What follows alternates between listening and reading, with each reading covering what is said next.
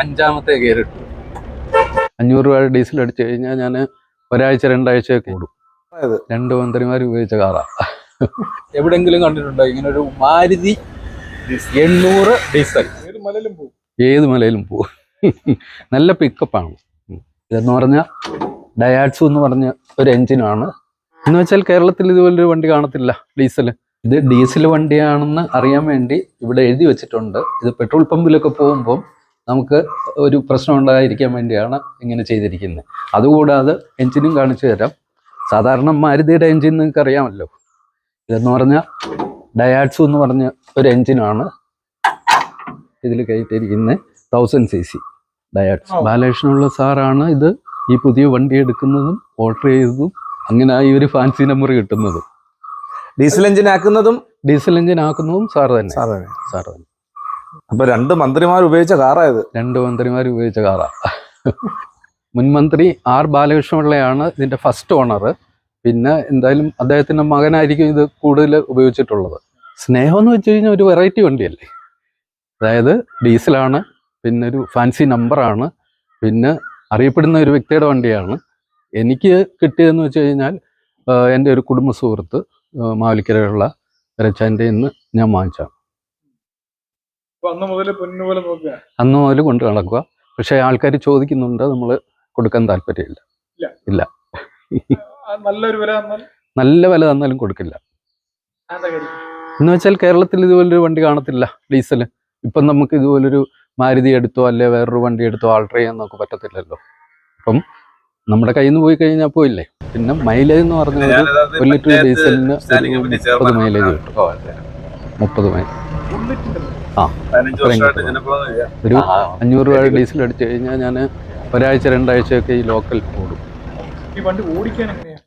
ഓടിക്കാൻ നല്ല സുഖമാണ്.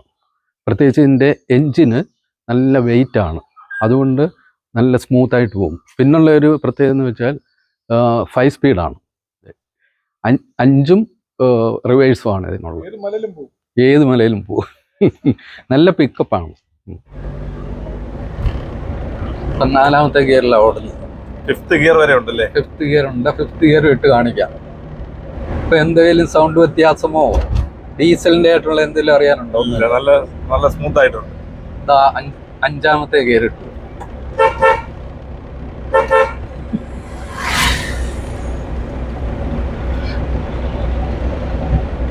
ഈ വണ്ടി എല്ലാവർക്കും അറിയാല്ലേ? എല്ലാവർക്കും അറിയാം. എല്ലാരും ഈ വണ്ടി കാണുമ്പോഴേ എല്ലാവർക്കും അറിയാം. അറിയുന്നോണ്ട് ചില പ്രശ്നങ്ങളും ഉണ്ട്.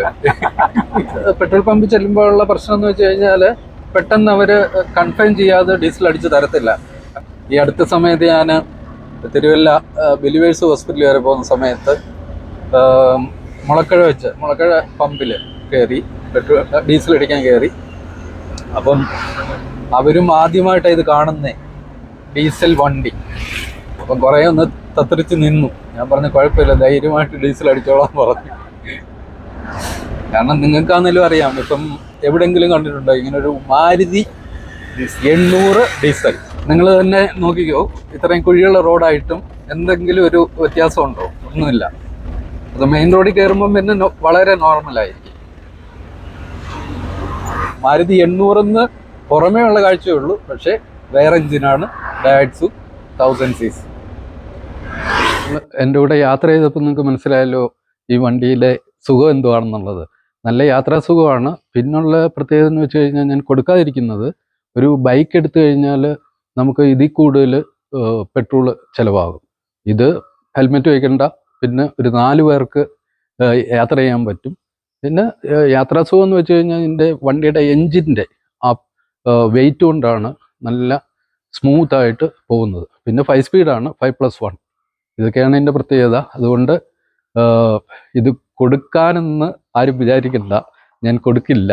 അതാണ് ഇതിൻ്റെ പ്രത്യേകത. ഓക്കെ, എത്ര ലക്ഷം തന്നാലും കൊടുക്കത്തില്ല.